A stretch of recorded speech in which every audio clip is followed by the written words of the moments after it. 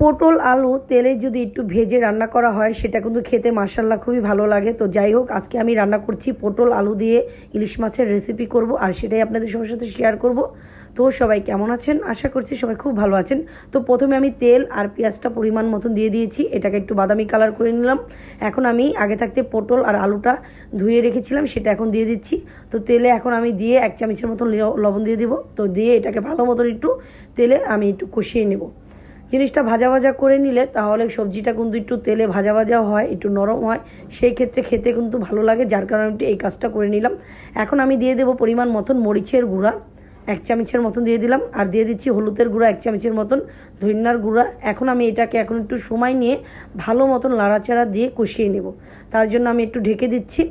তো এই তো ঢেকে দিলাম, আর এই তো কষানোটা খুব সুন্দর মতন হয়ে গিয়েছে, দেখতে পাচ্ছি অনেকটা তেল ছেড়ে দিয়েছে, তার মানে কষানোটা খুব সুন্দর মতন হয়ে গিয়েছে।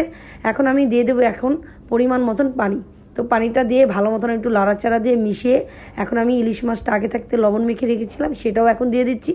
মাছটা দিয়ে এখন আমি কিন্তু এটাকে ঢেকে কিছুক্ষণের জন্য রান্নাটা করে নেব। তো এই তো বলক চলে এসেছে। এখন আমি নামানোর আগ দিয়ে কিছু ধনেপাতা কুচি এখানে দিয়ে দিচ্ছি। তো ধনেপাতাটা দিয়ে আমি এখন একটু লাড়াচাড়া দিয়ে আবার এটাকে ঢেকে কিছুক্ষণের জন্য ভালো মতন রান্নাটা করে নেব।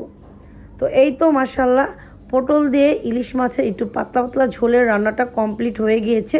তো কারা কারা আছেন যে পটল দিয়ে ইলিশ মাছ দিয়ে এভাবে একটু ঝোল করে রান্না করে খেতে পছন্দ করেন? আমাদের ঘরে তো এটা আমার হাজব্যান্ডে খুবই পছন্দ করে।